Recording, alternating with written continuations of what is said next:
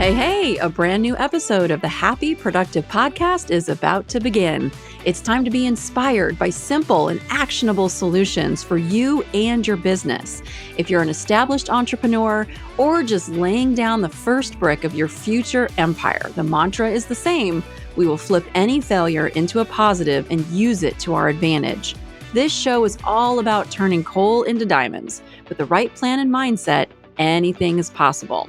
I'm Jennifer Dawn, your host, business coach, and founder of Best Planner Ever, and I'm here to help you achieve all your ambitious goals. Success is closer than you think. Let's do this. Hey, everybody. Welcome to a new episode of the Happy Productive Podcast. I'm Jennifer Dawn, your host, and with me today is the beautiful and wonderful Shulamit. Hi, Jennifer. Hi. She is the entrepreneur's therapist. Now, I don't know about you guys, but I have been on more than one occasion told by my clients, Jen, it feels like you're my therapist. And so we're actually talking, which I'm not, I'm their coach. But today we're talking to the entrepreneur's therapist. She's also the co-founder of the Business Therapy Center. She works with women business owners to care for their mental and emotional well-being in, as you guys all well know, this era that we're in of relentless stressors that can make you want to literally lose your crap on a daily basis. Welcome, Shulamit. How are you? I'm having a good day today. Thank you. That's so great. I'm having a good day as well. It's so funny. Today is my day to record my podcast episodes. And my last guest, she had this term called, it was glowing. No. She's in and flowing. That was it. I had to put the two words together, glowing and flowing. And I was like, oh my God, I love that. So I feel like today I'm glowing and flowing. How about you? Well, I live on 13 acres of land and we have a barn and we just brought home a kitten 2 days ago to be in the barn with the other cat. And I just was out at lunchtime to say hello. And we had a little panic because we couldn't find him. He's a little bitty black guy and we couldn't find him. And we thought, oh no, he got out of the barn and an eagle took him or an eagle. What do they call them? A harrier. We have harriers that hunt raptors. And we're like, oh no, the raptor took him. But no, he was just sleeping in a corner and we couldn't see him because he was black and little. So I feel relieved and full of happy hormones because I got to pet a cute little kitty and he purred the whole time. So that was nice. Oh, that is so nice. I love that. I just love that connection to animals, the land, the earth. It's such a beautiful thing. So talk to me a little bit. You're an entrepreneur therapist. I fully believe in therapy. I've been an entrepreneur most of my whole life. I feel like every entrepreneur needs a therapist, frankly, because having a business is a tough gig. It really and truly is a very difficult thing. So talk to us a little bit about how did you get here? How did you start doing this kind of work? Thanks for asking. So this is my third career. I started school in social work, but got diverted into radio, TV, PR, various kinds of communication fields, and then became a translator. And in the work of translation, which is mostly typing, I sustained a typing injury and had to do my own occupational rehab.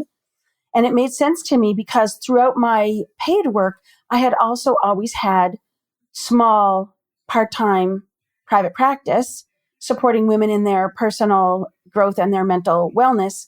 And so it made sense when I had to choose a new direction for my career to integrate that and return to my roots in social work. So I went back to school, got my master's degree, and started in private practice as a therapist. But I knew two things about business, about small business.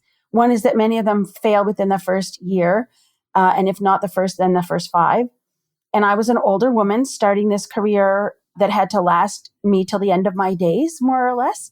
So this business had to be sustainable.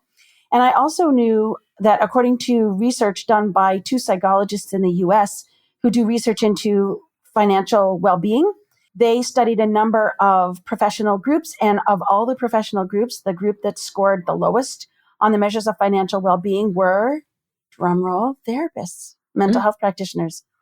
And that was just not going to be my story. So as soon as I graduated from the master's program, I started in business coaching, business mastermind. I joined the chamber. I hung out with other entrepreneurs. And in the process of building my business, but also hanging out with other entrepreneurs, I began to understand the toll. It's an emotional roller coaster.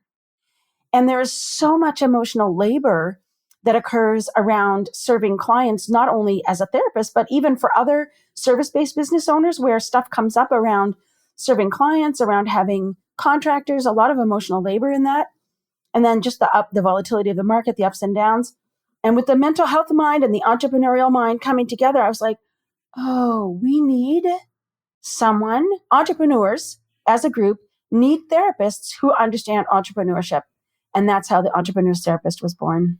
I love it. So, so cool. And so talk to me a little bit about like what are some of the most common things that you see entrepreneurs coming to you with as like their biggest headaches or their biggest stressors? Well, I have a blog post, which I will share the link with you, that covers the 7 factors that actually there are many more than 7 over the years, but 7 main factors that affect entrepreneurial mental health. And the number 1 is isolation. And the nature of our isolation is distinct. Isolation, you may recall probably maybe 6 weeks ago now, the Surgeon General in the United States said that isolation is as much of a threat to your physical health as smoking 15 cigarettes a day. So we know that isolation is a social determinant of health. It's a factor of health outside of your control, right? Or rather outside of diet and lifestyle. So everyone has experienced isolation, but the nature of isolation for entrepreneurs is unique because we don't have peers. It's not easy to find other entrepreneurs. And the more intersections of identity or systems of oppression that you experience, the more difficult it is to find an entrepreneur like you. So woman, older, if you have disabilities, if you have mental health challenges, if you're a person of, if you're indigenous or Black or brown person, so your isolation, you become more and more and more isolated as an entrepreneur. But also as entrepreneurs, we're surrounded by people all day. As I said already, we have clients we serve, we have team members, but we're as leaders rightly holding space for these folks. But who holds space for us? So we have all this stuff come up for us in the course of our daily work, but we're alone with it. And we can't turn to our beloved. We can't turn to our best friend for the most part because they're not entrepreneurs and they don't get it, right? So it's complex, our isolation.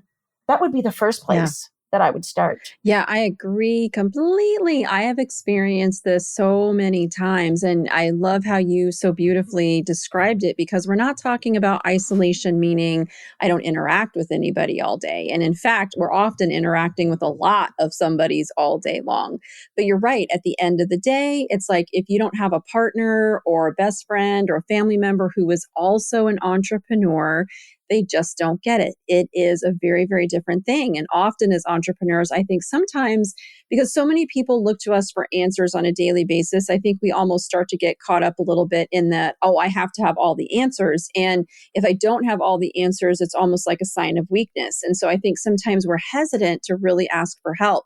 This for me was something I had to get over. I'm way since over it, but it took me years to be able to get to a place where I could comfortably say, hey, raise my hand. I need help on this. And I think that's where working with coaches and therapists and other practitioners is so very, very beneficial, is to get that help that you need, because so many of us, I feel like we just suffer in silence and it's not good. And then it actually turns around and affects our businesses and not in a positive way. Well, you're right in all the points that you've made. These are also factors that contribute to our isolation, right? Our isolation is so complex. And one of the things I often say to clients is you are stronger with support. If you think about, for example, a dam that has holes in it, right? Teeny tiny little pinprick holes, but over time, the little trickle through those pinprick holes will weaken the dam. And yet, if you seal those holes and buttress the dam becomes even stronger than it was before. And humans are the same. We're strong, capable, especially entrepreneurs, strong, capable, competent people who are even stronger with support. I agree and another completely. aspect that you mentioned that's so important is this, what we call impression management and stigma, that we have a concern that if we demonstrate any kind of, in quotation marks, weakness, anything that might result in folks questioning or doubting our capacity, that they're not going to do business with us and then our businesses will fail, right? So one of the big stressors is fronting or appearing professional or keeping the mask on, all of which are really important. We do have to show up. It's not beneficial to anybody if we show up bleeding all over the place, right? We do need to a certain degree to have our together when we come out Mhm. professionally. And at the same time, there's a little bit of wiggle room to be human and a little more transparent, but we worry, right? Mhm. And this leads again to the isolation where we don't share with people that we're in distress. We don't ask for help. And that just compounds the stress we're already under. Yeah, I agree completely. One of the things that we do a lot of work in is the emotional pieces. And, most of our clients don't come to us saying, "Hey, Jen, I need some help, processing the trauma of my childhood or working through some Yeah. emotions."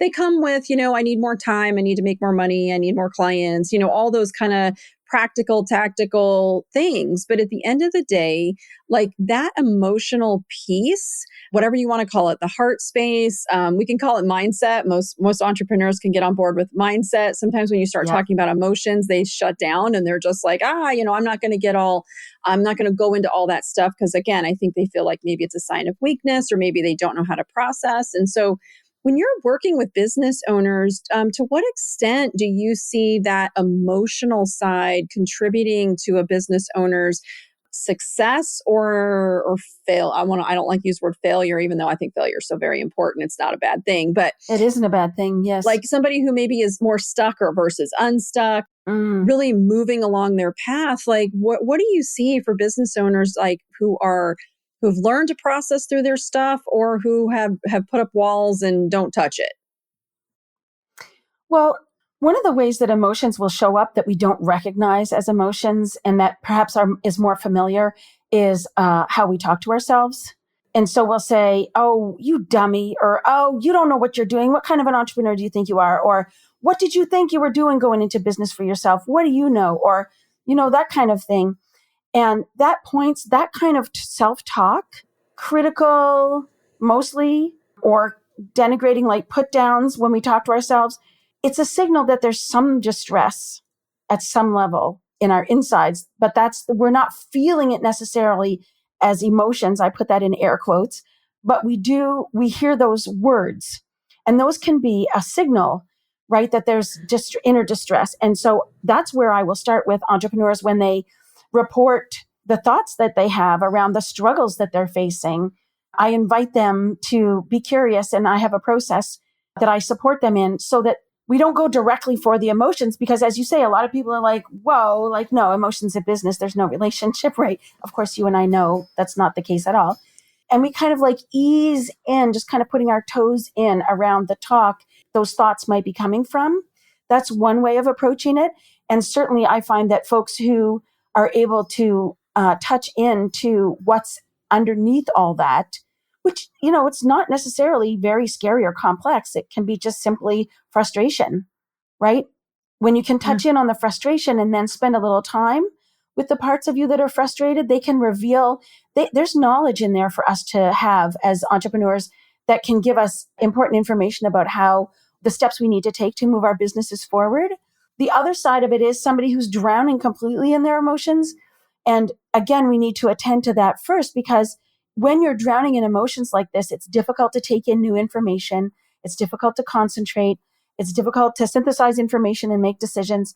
So spending some time with the part that's in distress, and it's just two different presentations, but the same thing is happening on the inside.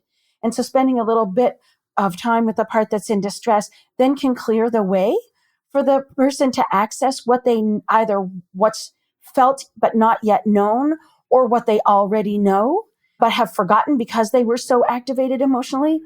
Often after spending a little time like that, the folks I work with will be like, "I know what to do now. I always knew what to do. I just forgot," kind of thing, right?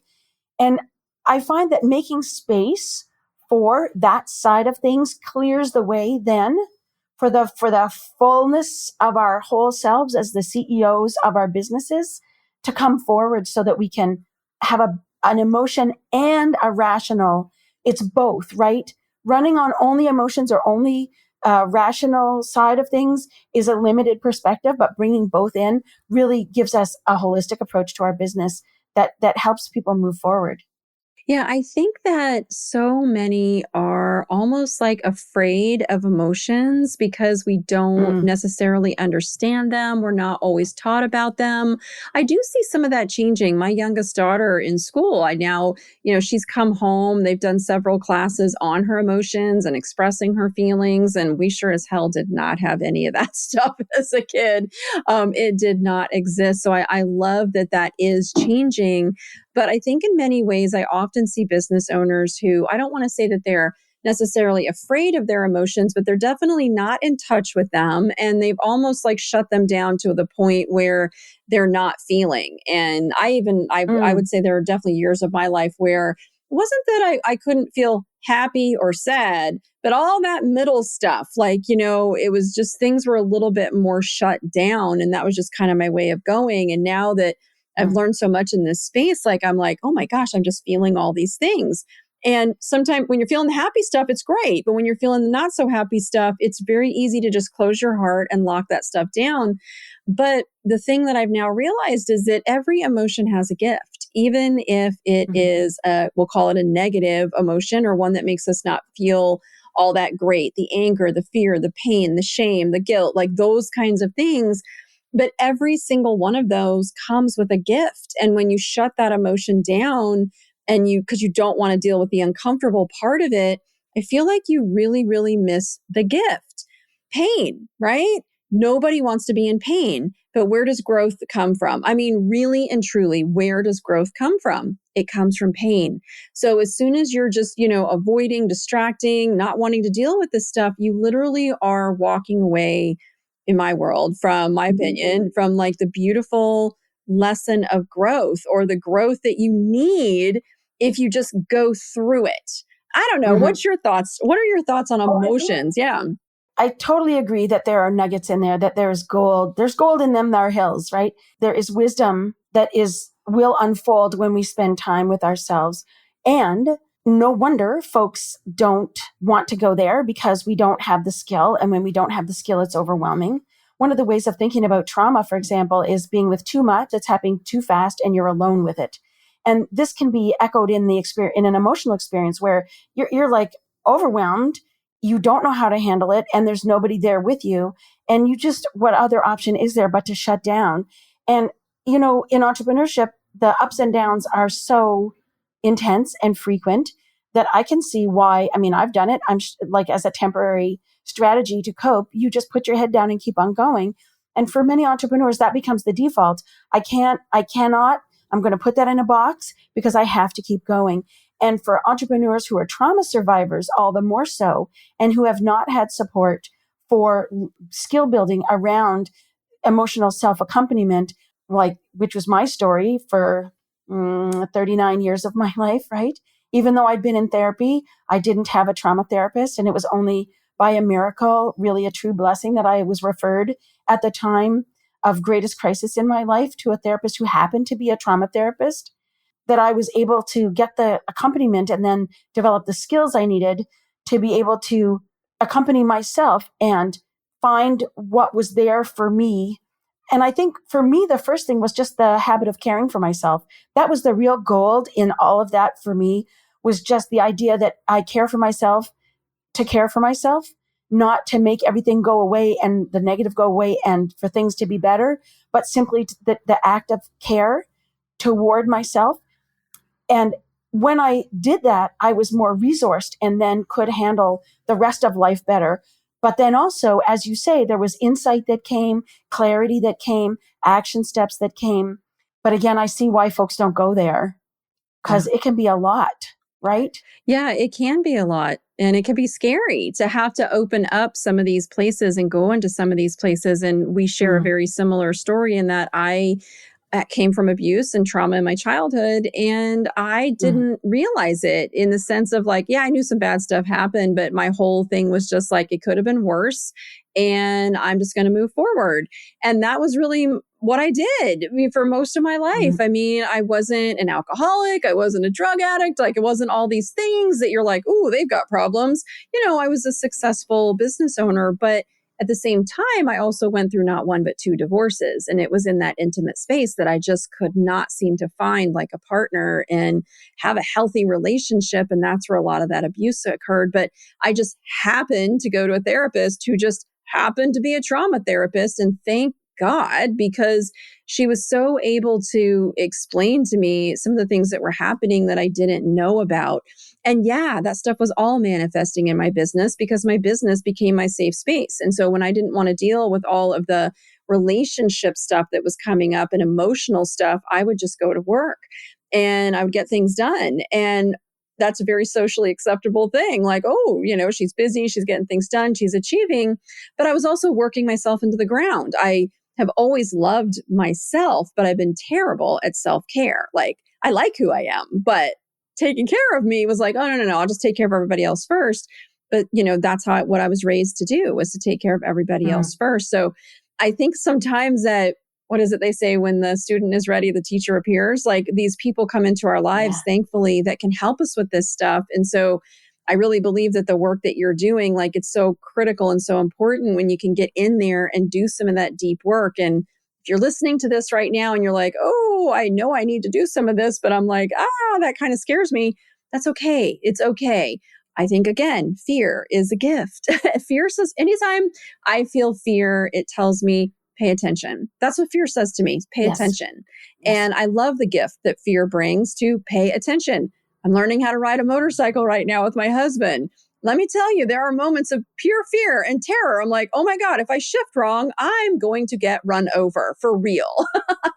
But it's the fear that also keeps me humble, and it keeps me sharp, and it keeps me clear, and it keeps me paying attention.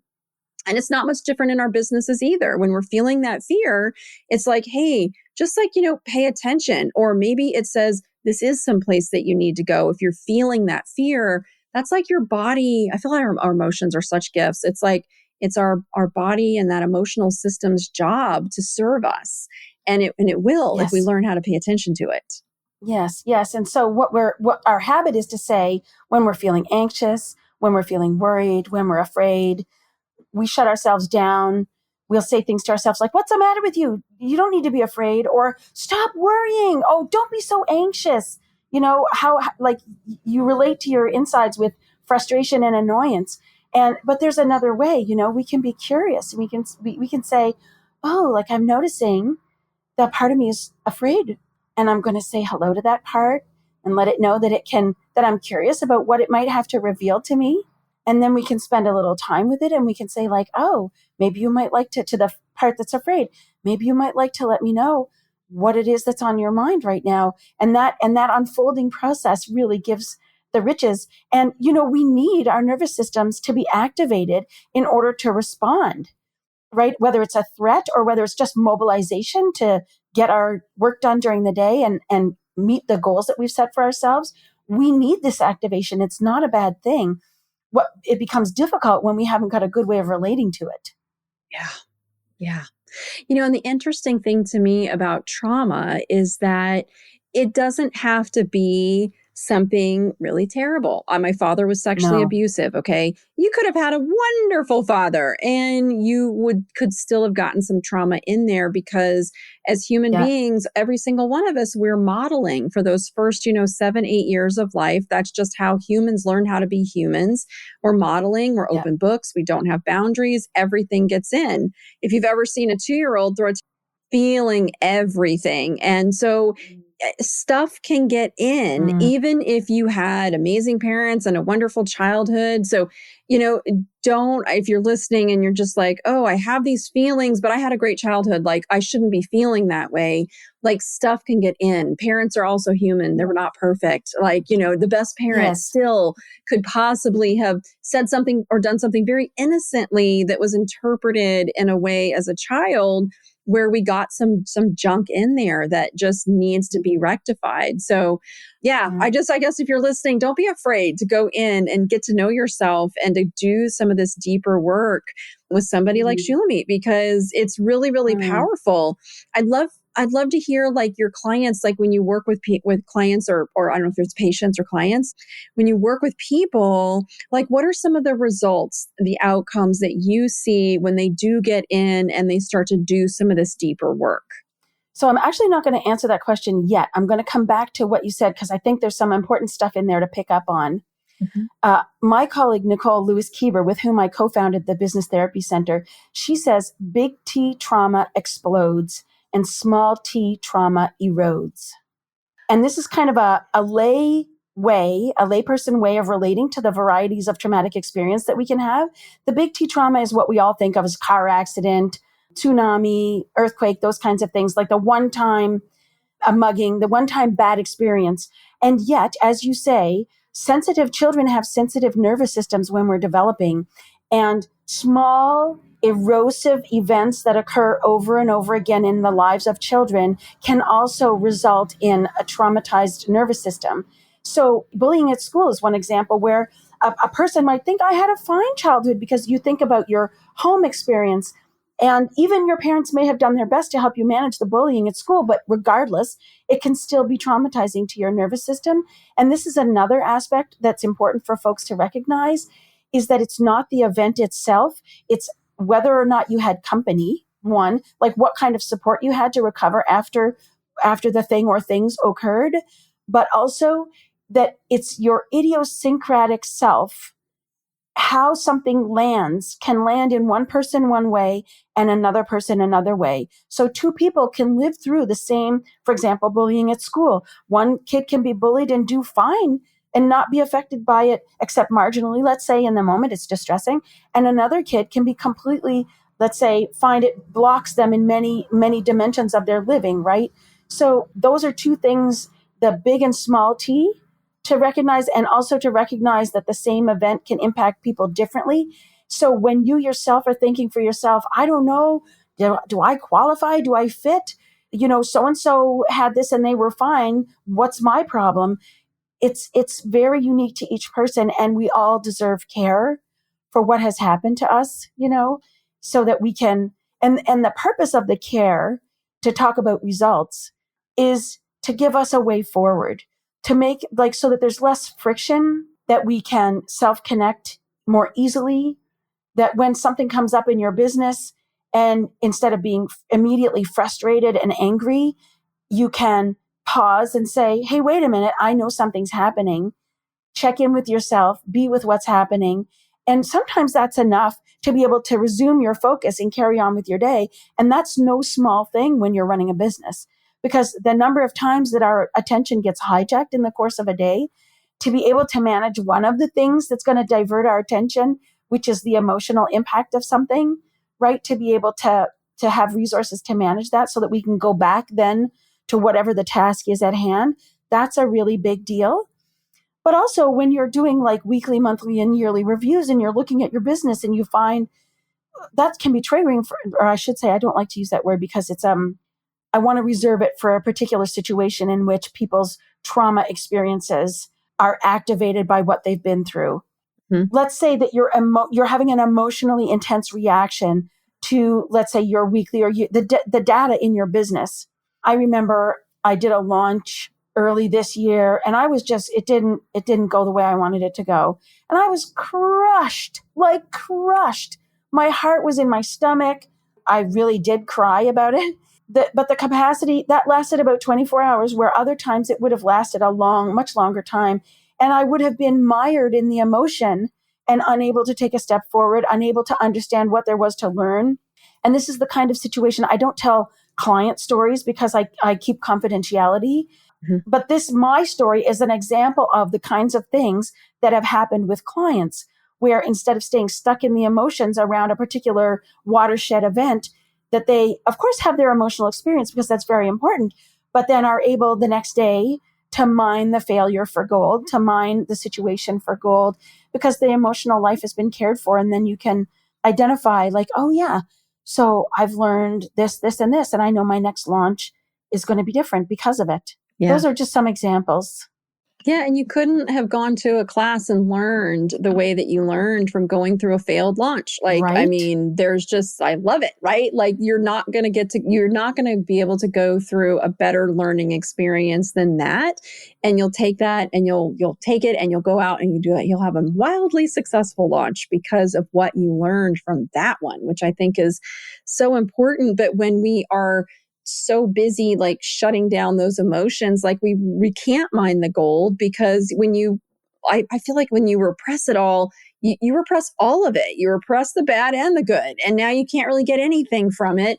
And then you just spend so much time and energy trying to keep all those emotions down. It's just like, but Yeah. it's interesting to me when I first started doing this work too, like it was very scary. It was very difficult. I cried a lot. I journaled a lot. And I kept just going in there, and it was really, really difficult. And the good news though is that once you kind of learn how to do this, it was literally just this weekend I was saying to my husband, because I was working on something and I was just like, wow, you know what? There's a lot of pain around this. In fact, it's a pretty intense pain. And I mean, I could feel Mm. the pain coming up. Hmm. But the thing was, it did not trigger me, which I have had many for real triggers. It didn't trigger me. I still showed up in my day. I still functioned. I still had a lovely day. But I like all of this was going on. And so you do get to a point where it's not as charged, it's not as Mm. hot. But the So only way you get there is if you really get in and work on it. that's right. So as the entrepreneur's therapist, most folks who come to me have already done the heavy lifting. I don't do trauma therapy anymore. I was a Mm. trauma therapist. I worked mostly with survivors of sexual assault and domestic violence. But our trauma history shows up in our lives and in our businesses because our trauma has had an impact on who we are as people, right? And there are some patterns of behavior that we develop to cope with our traumas, and we can maintain those patterns of behaviors throughout our lives, even when they don't serve us well. And this is an example of the kind of, in quotation marks, trauma work that we might do if I were to work with an entrepreneur who had trauma, is to be aware, because they've done the heavy lifting. So they have the awareness and they've had the personal healing, or are on their personal healing path, and now have the capacity to be aware or curious, like where are my trauma patterns, my trauma coping behaviors showing up in my business? And then you can see them and go, oh, and just hold it kind of lightly and say, oh, and I know how this plays out in my life. Let's be curious about how this plays out in my business. Like, for example, this is an issue I work on with clients all the time, is boundaries. Boundaries can, for many folks, be a trauma. Boundary challenges can have their birth in trauma, or they can have their birth in other places. Regardless, it's an issue that entrepreneurs encounter, especially women entrepreneurs, all the time. And it starts early on in the business, where there really is a survival instinct, because it feels like life or death. Because for many folks, if you can't pay your bills in your business, you can't pay yourself, and you can't pay your rent or your food. And it does really, on an emotional level, on a gut level, feel like life or death. And so we have the logical nervous system response to that, which is fight or flight. In this case, it's, you might feel anxious, you might have trouble sleeping, all those kinds of things. And so as a result of that, you over deliver, you work day and night, and you think that it's the right thing to do. And in the early stages of a business, there may be times in which this is appropriate. But what often happens is we stay with that habit much longer than is actually needed in our business, and it becomes a boundary issue.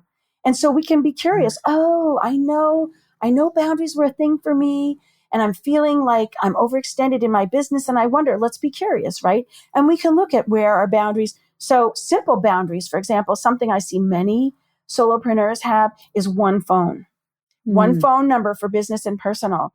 And like, we need, in order to be able, as a therapist, people say to me, how is it that you can do the work that you do? I couldn't listen to people talk to me like this all day. It would be too much for me.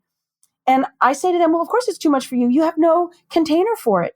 For me, although we do emotional work, I have a container. I step into that container, I do the work in the container, and then I leave the container, and it doesn't leak into the rest of my life. My nervous system has time to enter the rest and digest phase so that I can recover and then return to my work the next day.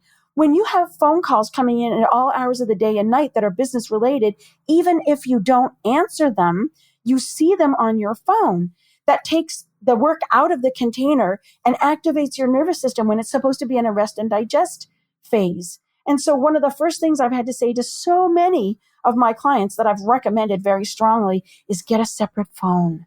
Have one for business and one for home, and separate email, and to start to construct a healthy, supportive container so that you can step away and go, and exhale, right? And have a timeout because it's so important. So that's another example when I support them in building boundaries that are appropriate for them, figuring out what fits for them. And then as a result, they come back with more gumption, more energy, more enthusiasm to their business when they have an opportunity to step away, and to be in choice around when am I in my business and when am I out of my business. Yeah. So important. And guys, I know we're running out of time, but I could talk about this all day long. I love this topic so much. I have to tell you a quick funny boundary story. So I, of course, never really had or learned about boundaries. And growing up, there was no such thing because I had 3 little sisters. I was taking care of them. And as I mentioned, my household growing up was less than desirable. So I never really learned how to set boundaries. And it was the trauma therapist who really started me to start to learn what boundaries look like. And I remember when I first started setting boundaries in my relationship, it felt horrible.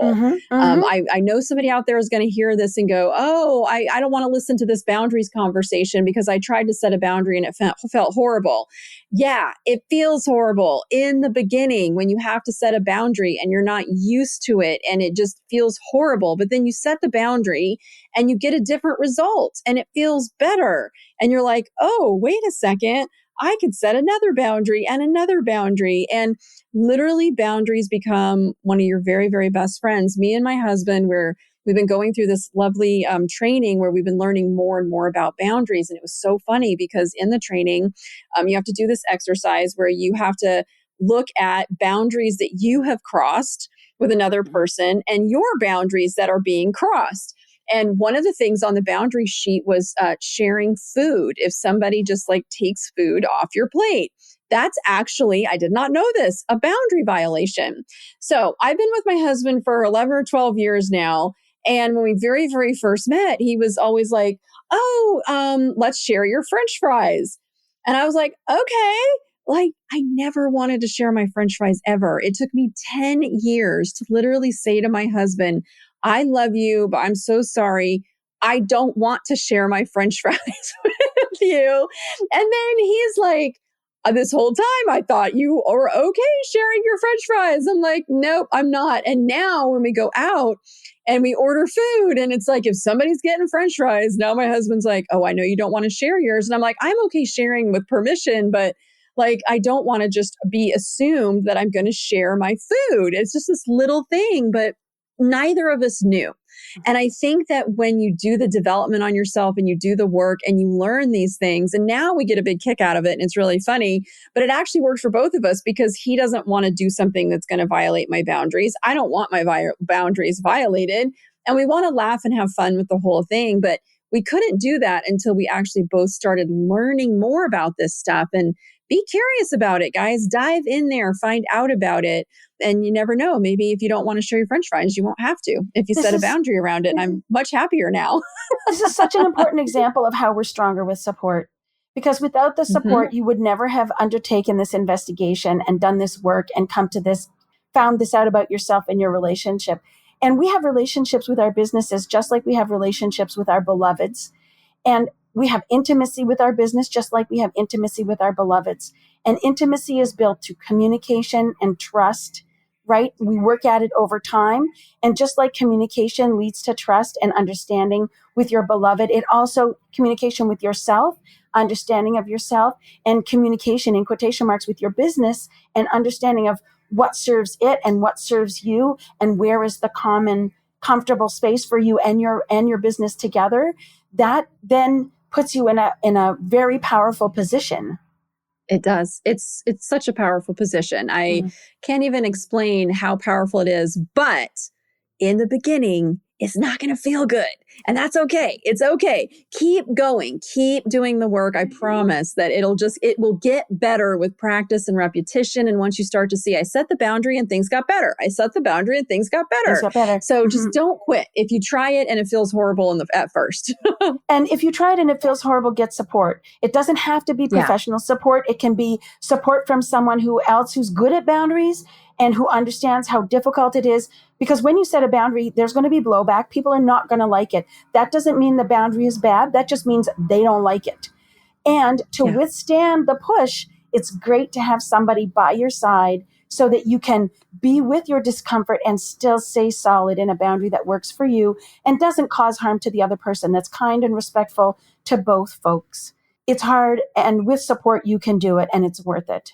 It really, really is. And honestly, 10 years ago, I wouldn't have been able to hold that space. But now I can hold the space and give my husband room to be disappointed or upset or whatever because I set the boundary. And it was okay that he was disappointed. And so as you get better at this stuff, you can be in a place where I am 100% get the support.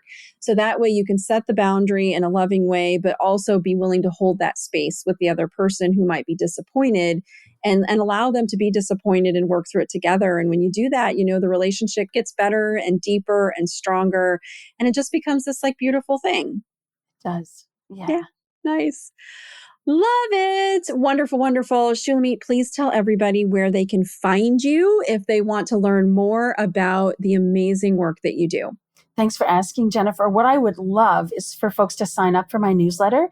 It's at shula.ca/newsletter. And we'll give the link, of course. Shula.ca is my website, and that's the other place to find me. But I don't know about you. I don't remember to go looking for things. I like stuff in my inbox to remind me, oh, yeah, there's this great resource. Let me go check it out. So my newsletter is a great way to do it. But also I'm on LinkedIn and Instagram. LinkedIn under my name, and Instagram is The Entrepreneur's Therapist. And I love mostly to be in the DMs with folks. That's what I love about social media. It's not so much the posting and scrolling, but really interacting with folks. So I love to have conversations in the direct messages on both platforms. So I invite you to contact me there too, and we can have a chat. I love it so much. And you guys, we will absolutely put all of her links in the show notes for today. So just hop on the website. You can go to happyproductivepodcast.com. You can see this episode and all the links will be there in the show notes. All right, that's it. What a great episode. I know that we helped some people today, which makes me so very happy that, hopefully you'll hear something today and you'll want to take action from it, and it will make your life and your business even better than what it is right now. So that's it, you guys. Thank you so much for being here with me today, Shulamit. And you guys all get out there and have a happy, productive day. Bye. I hope you found today's episode of the Happy Productive Podcast inspiring. Every successful business is formed by a set of small, consistent, and attainable steps. If you want to learn more, come visit us at jenniferdawncoaching.com to take your next step and learn how to meet your business goals. On our website, you're going to find free resources along with links to the life-changing coaching programs that have transformed the lives of so many of our clients, including the Coaching Academy and our Unbreakable retreats. Many of them started their journey by listening to this podcast. That's it. Thank you for listening and stay tuned for our next episode.